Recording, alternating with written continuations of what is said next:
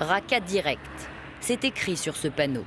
Prendre un bus pour se rendre dans le fief de l'État islamique en Syrie, c'est possible ici. Voici la gare routière de Damas, déplacée par sécurité et désormais improvisée en bord de route. Homs, Alep, Tartous, toutes les destinations sont affichées. Mais il faut se lever tôt. Les trajets sont longs et les contrôles parfois très assidus, surtout pour Raqqa.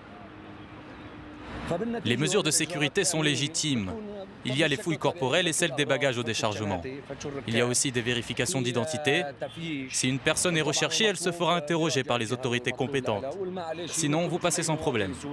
Vous pouvez voyager dans le pays et même prendre une voiture pour aller à Raqqa. Ceux qui vont et viennent de cette ville que l'on surnomme désormais l'enfer parlent peu, par peur et parce que, comme ils disent, on ne sait pas qui est son voisin à cet arrêt de bus. Cette femme de 62 ans est venue à Damas pour se faire soigner après avoir reçu un certificat médical du médecin de l'État islamique.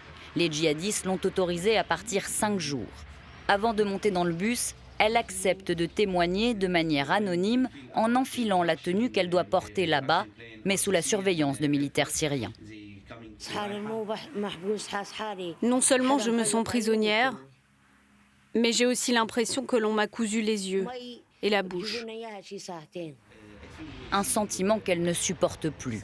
Elle nous raconte son quotidien sous le joug des miliciens de l'État islamique.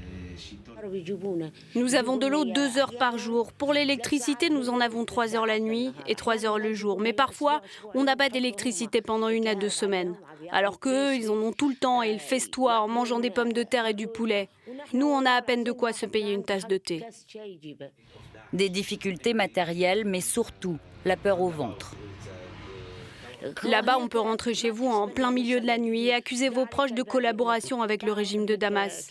Après, ils arrêtent les vôtres, les décapitent et les exposent sur la place de l'horloge, en l'annonçant à tout le monde.